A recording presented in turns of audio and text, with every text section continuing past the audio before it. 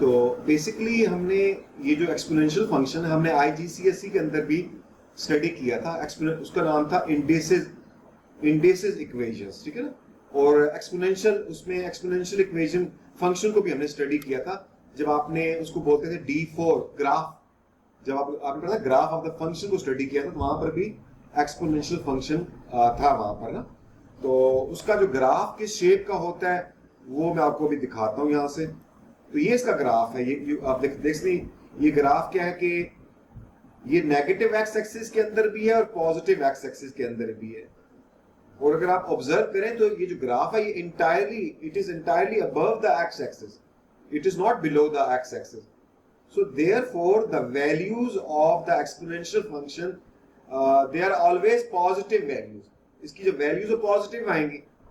But if you observe कि whenever it is in the negative x-axis तो इसकी जो values है they are very small। अब देखिए ना, ये अगर आप इसको negative x-axis में देखें तो ये x-axis से बड़ा थोड़ा सा ऊपर है। तो इसका मतलब इसकी जो y की जो values है वो बहुत छोटी हैं। They are smaller than, maybe even smaller than 1। But जैसे ही ये क्रॉस करता है ना, जैसे ही ये पॉजिटिव एक्स एक्सिस के अंदर एंटर होता है तो इसकी वैल्यूज 1 से बड़ी होना शुरू हो जाती है। और एक वक्त वो बड़ी फिर ना इसकी जो वैल्यूज में इंक्रीज आता है वो बहुत रैपिड इंक्रीज आता है। आप देखें ना, ये यहां पर देखें, ये इसका वाई इंटरसेप्ट है। और वाई इंटरसेप्ट से पहले देखें ना तो इसकी जो y वैल्यूज हैं वो बहुत स्मॉल है, they are very small, even they are less than 1।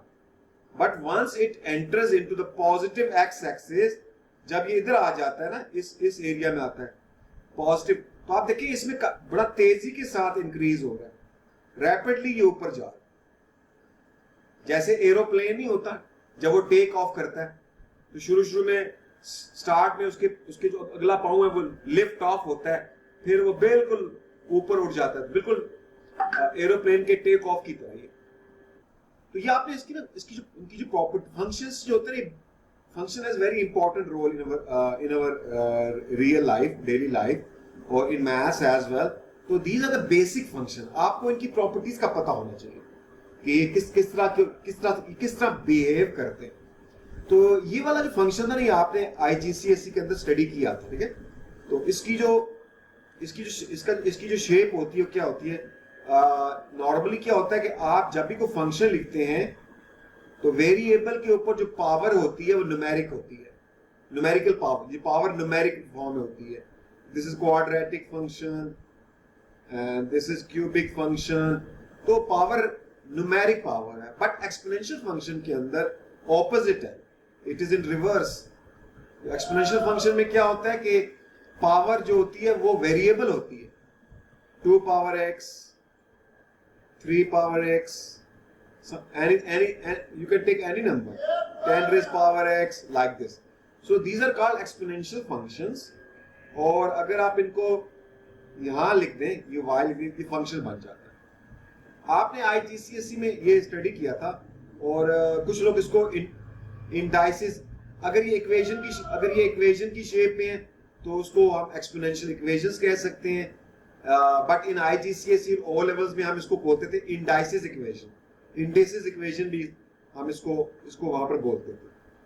अच्छा, आईजीसीएसई में क्या होता था कि जो इंडाइसिस इक्वेशंस होती थी वो बड़ी सिंपल टाइप की होती थी। फॉर एग्जांपल, अगर मैं लिखूं 2 power x is equal to 8, तो मैं कहता था ये what is the value of this x. 2 की पावर हम क्या ले लें तो 8 आंसर आ जाए। तो it was very simple case. हम क्या करते थे, इसको प्राइम फैक्टर्स में कन्वर्ट करते थे। ये बनता था 2 पावर 3। तो हम कहते थे भाई अगर 2 की पावर 3 ले लें तो 8 आंसर आ जाएगा। तो x, इट मींस x की वैल्यू 3 है। तो इस तरह हमारे पास आंसर आ जाता था। और ये जो आंसर है ये हमारे पास इंटीजर था। दीज आर इंटीजर्स, ठीक हो क्या ना ये। लेकिन एक और सिचुएशन ऐसी होती थी कि हमारा आंसर इंटीजर में नहीं आता था। फॉर एग्जांपल कि अगर हम 2 पावर ले लें x और आंसर ले लें हम कहते हैं 2 पावर x इज 12। आप बताएं कि x की वैल्यू क्या है। तो आप देखिए अगर आप इसके प्राइम फैक्टर्स बनाए ना तो वो आप x की जो वैल्यू आप गैस लगाए ना, अब आप क्या करते थे, हम इस केस में क्या करते थे, गैस लगाते थे, हम अपने एस्टिमेटेड गैस लगा, हम एस्टिमेट करते थे, एग्जैक्ट आंसर तो मिलता नहीं था, तो हम क्या करते, एस्टिमेट, हम गैस लगाते थे। कैसे गैस लगाते हैं, लेट मी शो यू। कहते थे भाई ये 2 की पावर क्या हो 12 आंसर आ जाए, तो हम फिर गैस लगाते थे। और क्या हम IGCSE में तो कैलकुलेटर अलाउड था, तो हम कहते थे 2 पावर अगर 1 ले ले तो क्या होगा जी, तो 2 पावर 1 से 2 आंसर आता है, लेकिन ये तो 12 है, तो जरा पावर को बड़ा कर देते हैं, और 2 पावर 4 2 ले ले तो 4 बनता है, 3 ले तो 8 है, अभी भी ये 12 से छोटा है, तो 2 पावर अगर 4 ले ले, 4 ले तो कितना बनता है 16, तो ये अब 12 से बड़ा हो गया, तो 4 पावर लेने से वो 12 से बड़ा हो जाता है, 3 लेने से वो 12 से छोटा हो जाता है। तो इसका इस मीन जो 2 की पावर है, वो जो x है वो 3 और 4 के बिटवीन में, तो इस मीन 3 और 4 के बिटवीन में। तो आप चलते हैं, हम यूं कहते हैं कि अगर 3 और 4 के बिटवीन में है तो फिर वो क्या है, हम गैस लगाएंगे डेसिमल में 3.5 कर देते हैं, तो 3.5 के अंदर 11 पॉइंट समथिंग है, तो अभी भी ये छोटा है, तो जरा बड़ा और उसको इंक्रीज करते 3.6 कर देते हैं, तो 12, तो ये थोड़ा सा बड़ा हो गया, तो इसका मतलब 3.5 समथिंग है, तो 3.55 कर देते हैं, तो अभी छोटा है 3.56 कर देते हैं, अभी भी छोटा है, तो 3.9 करते हैं जी। अब ये थोड़ा सा बड़ा हो गया, बहुत थोड़ा सा बड़ा हो गया, 3.8 कर देते हैं, तो बहुत ही जो है ना ये अच्छा 3.9 कर देते हैं, थोड़ा बड़ा हो गया 3.8 3.585 से एग्जैक्ट आ 5 से एग्जैक्ट आ रहा है 585 yes जी, it is still it is little bit greater than, but it is very very close ना। यूं कर लेते हैं कि 2.449 कर देते हैं, oh it's very very, तो I can say that up to 3 significant figure, ये चले नहीं बल्कि वो आप वाली बात ठीक है, वही लेते हैं 2.38 इसको लेते हैं ना, तो up to 3 significant figure ये 12 ही है ना, ठीक है, 3 significant figure तक 12 लेते हैं, तो हम कह सकते हैं actually it is still not accurate answer, लेकिन चलो ले लेते हैं, तो 3.585, तो x की जो वैल्यू है वो 3.385 कितना आया था 5 है ना, हमारा कितना आंसर आया था 5 3.5 585 अच्छा 585 सॉरी 3.585 तो up to 4 significant figure it is, इसको अगर हम राउंड करें 3 सिग्निफिकेंट फिगर पर 3.59, तो up to 3 significant figure this was the x, it is still estimated answer, it is not accurate answer. तो इस केस में हमें थोड़ी सी चलिए इधर फिर भी हमने गैस लगा लिया, लेकिन अगर ये कुछ और सिचुएशन हो तो जहां पर जरा ज्यादा ही तो it took a lot of time, तो काफी टाइम लगा तो हमें ये निकालने में ना। तो इसके पैरेलल हमारे पास एक और मेथड है, वो लॉगरिथम का मेथड है, तो चले मैं जरा वो भी बता देता हूं आपको। इसको मैं अगर निकालना चाहूं तो क्या कितना बनता है ये, तो आप देखें अभी you need not to worry about right no, ये मैंने क्या लिखा है ये आपको आगे बताऊंगा कि अगर इसको लॉगरिथम मेथड से निकालें तो x क्या निकलेगा, देखें आप, ये देखें कितना एक्यूरेट आंसर उसने एक ही स्टेप में हमारा आंसर आ गया 3.584962501। आप देखिए अगर ये वाली पावर ये अपने नोट करें ना, इसको ये नोट कर लेते हैं इसको जरा यहाँ पर, तो जरा ये अपने पास ये लिखे इसको नोटबुक पे, ये नंबर इसको लिखे नोट करें इसको जरा, मैं लिखूंगा तो कैलकुलेटर गायब हो जाएगा। आप देखिए अब इसको ये अब हम लेते हैं x, तो 2 पावर अब क्या नंबर था वो जरा बताएं जरा 3.58 496250 now. देखें 12 आ गया ना? Can you see on the calculator? Yes, sir. आप इतना एक्यूरेट आंसर आप गैस करके निकाल सकती हैं. It is very hard, near to impossible. हाँ चले, अगर पॉसिबल भी है तो it may take us half an hour at least. हाँ आधा घंटा तो लग ही जाएगा इसको फाइंड करने के अंदर, और फिर इसी में लगे रहेंगे, क्वेश्चन एंड हो जाएगा. तो so in such case it was very hard to find such a value of x even using calculator. अगर आप तो ये इन सिचुएशन में हम क्या करते हैं, हम लॉगरिथम को भी यूज करते हैं. अच्छा, अब यहां तक हम पहुंच गए थे, हमने वी हैव डन दैट. अच्छा, अब यहां पर देखते हैं कि ये जो एक्सपोनेंशियल इक्वेशंस हैं इनको लॉगरिथमिक इक्वेशंस में कैसे कन्वर्ट करते हैं. तो फिर हमने ये स्टडी किया. फिर हमने एक क्वेश्चन किया था कि convert this 10 raised power x which is an exponential equation to a logarithmic form. ये एक्सपोनेंशियल इक्वेशन एक्सपोनेंशियल फॉर्म के अंदर इसको लॉगरिथमिक फॉर्म में कन्वर्ट करते हैं. तो इसको करने के दो मेथड थे. तो अब वो आपने दोनों मेथड समझने हैं कि वो दो मेथड क्या है. ठीक है, तो एक पहला मेथड ये है कि हम क्या करते हैं कि एक्सपोनेंशियल को लॉग में कन्वर्ट, तो हम ये पीछे लॉग लिखते हैं.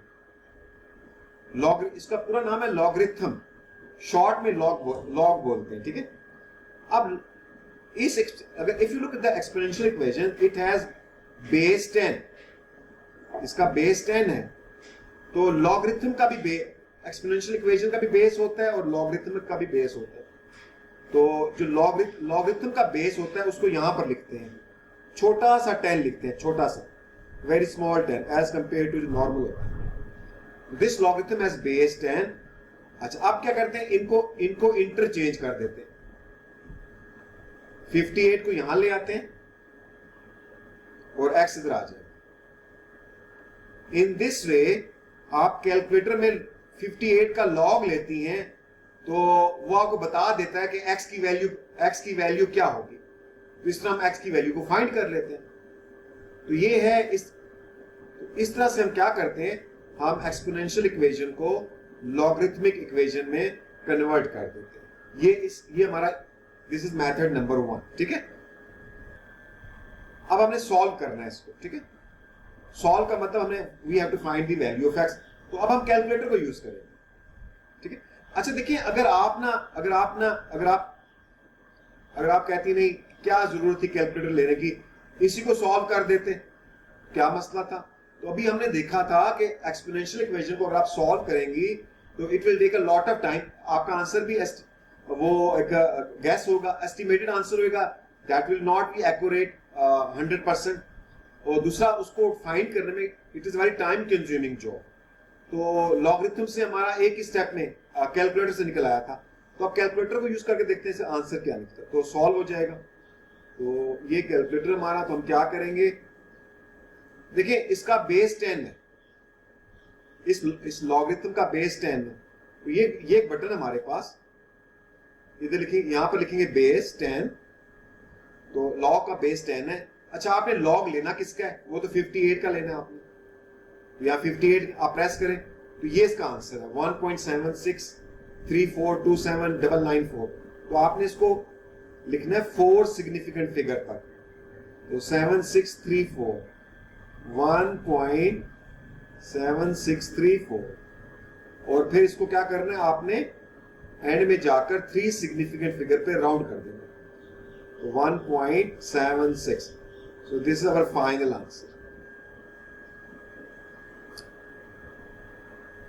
तो ये था हमारा ना कि हमने कैसे एक्सपोनेंशियल मतलब ऐसी एक्सपोनेंशियल इक्वेशन कि जिनको सॉल्व करना टाइम कंज्यूमिंग था. वो मतलब हम वी कांट से कि दोज आर वेरी हार्ड तो नहीं कह सकते, मुश्किल तो नहीं था, लेकिन वो उनका आंसर फाइंड करने में टाइम लगता था. तो हम उनको लॉगरिथमिक फॉर्म में कन्वर्ट करके फिर उसको हम फाइंड कर लेते थे. और अभी तक जो हम लॉगरिथम पढ़ रहे हैं उसमें जो बेस है वो 10 है. 10 बेस को यूज कर रहे हैं. आगे जाकर हम दूसरे बेस, डिफरेंट बेसिस को भी यूज करेंगे, लेकिन अभी बेस लॉ का बेस जो मर्जी हो, व्हाटएवर द बेस, टेक्निक सबकी सेम है, तो इसलिए हम log 10 से स्टार्ट करते हैं। log 10 जो log 10 होता है, बेस 10 वाला जो log है, इसको हम कॉमन लॉगरिथम भी बोलते हैं। इसका नाम कॉमन लॉगरिथम भी है, इसको कॉमन लॉग भी कहते हैं। और इसको लिखते कैसे हैं? LOG, शॉर्ट में LOG लिखते हैं, लेकिन इसकी एक और शॉर्ट फॉर्म है, इसको LG भी कहते हैं शॉर्ट में। आप LG लिखें, this is another way of writing log. तो अच्छा, एक और बात में आती है, अगर लॉग जो होता है उसकी बेस होती है, बेस को एक छोटा सा नंबर यहां लिखते हैं, और जिसका लॉग निकालना होता है, सपोज आपने 100 का लॉग निकालना है तो उसको यहां लिखते हैं।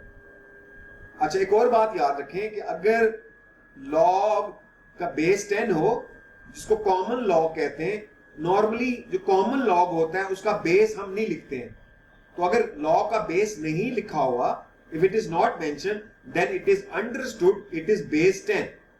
तो बेस 10 जो लॉग होता है, वो आप चाहें तो उसका बेस लिखें या ना लिखें, it is up to you. अगर नहीं लिखा हुआ, तो अगर आपने बेस नहीं लिखा तो फिर वो बेस 10 होगा। ये आपने बाकी जितने भी लॉग हैं उनके बेस उनके बेस हम मेंशन करते हैं कि बताते हैं इसका बेस क्या होगा। अब चलते हैं इसका सेकंड मेथड देखते हैं कि और ये सेकंड मेथड है, ये हम यूज करेंगे आगे अपने फर्दर आगे टॉपिक के। तो देखिए 10 raise power x is equal to 50 है। इसकी कंप्लीट लॉजिक में बताऊंगा आपको आगे फिर दोबारा। तो बेसिकली जो एक्सपोनेंशियल फंक्शन है और जो लॉगरिथमिक फंक्शन है, ये दोनों क्या है? ये दोनों इनवर्स फंक्शन है। They are inverse function of each other. तो if you remember in IGCSE कि हम एक कॉम्पोजिट फंक्शन जब लेते थे, तो f इनवर्स ले लें, तो डू यू नो किसका आंसर क्या आएगा? कुछ पता आपको? ये फातिमा सर क्या इसका आंसर आएगा? और इसका same in the similar way f inverse f into ये 4, तो क्या आएगा? अगर हमारे पास f फंक्शन ये गिवन है x प्लस 3, तो कैसे निकालेंगे इन दोनों को, इसको और इसको? क्या करेंगे?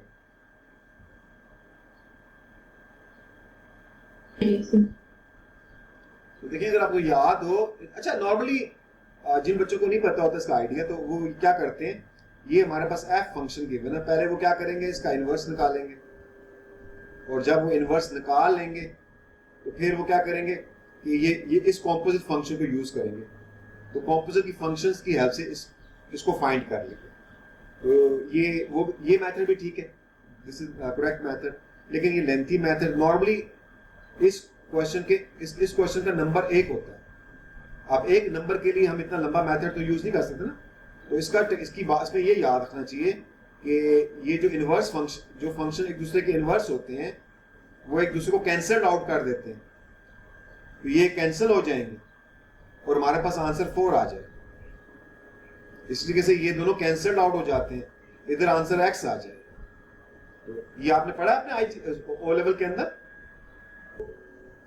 इसको देखते हैं कि इसको हम सेकंड मेथड से कैसे करेंगे।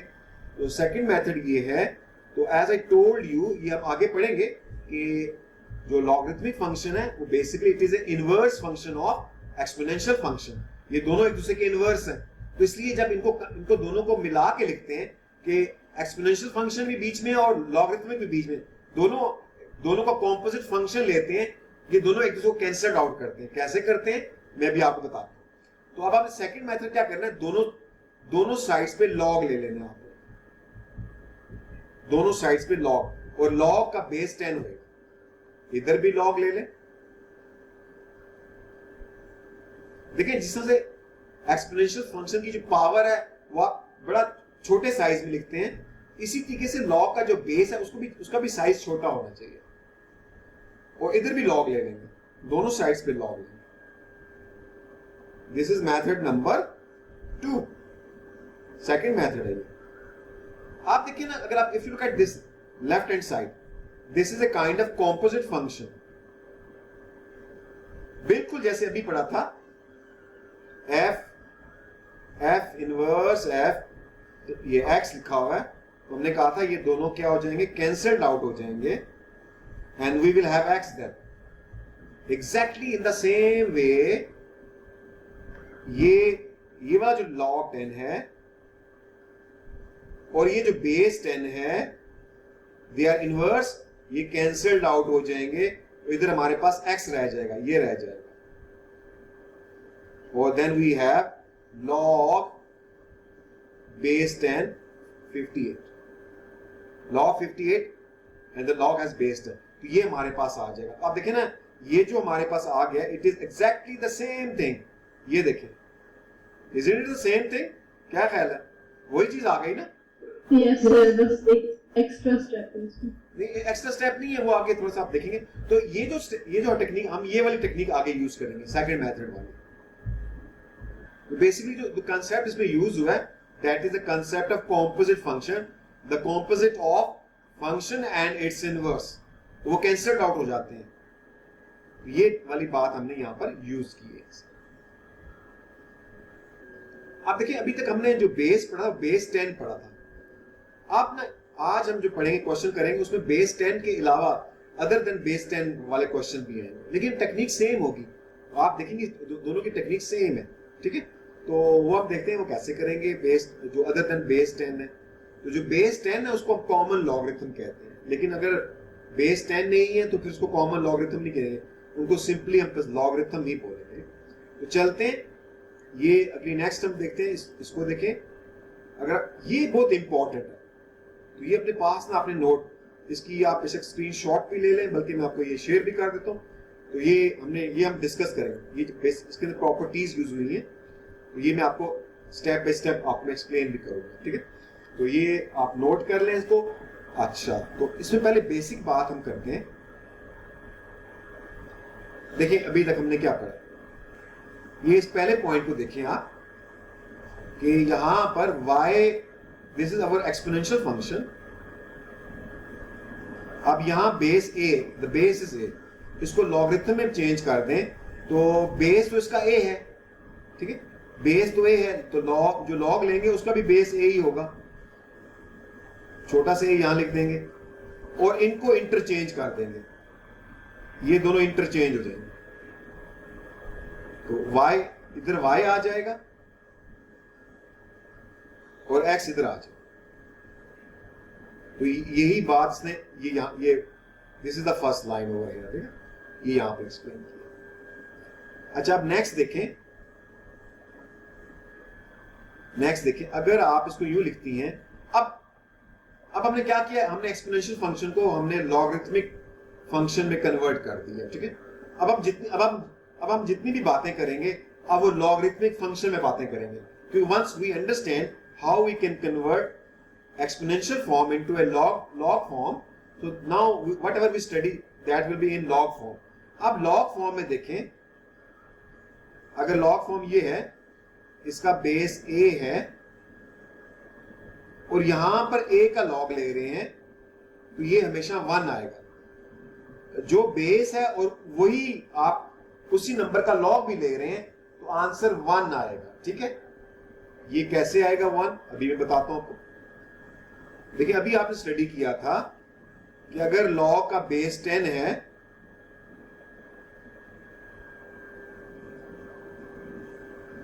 और अगर आप 10 का लॉग और लॉग भी 10 का ही ले रहे हैं, तो अकॉर्डिंग टू दिस, ये जो भी हमने पढ़ा rule, answer should be 1. But how answer is 1 here. तो याद रखें, अगर लॉग का बेस और वो नंबर जिसका आप लॉग ले रही हैं वो सेम है, तो आंसर हमेशा 1 आएगा, हमेशा 1 आएगा.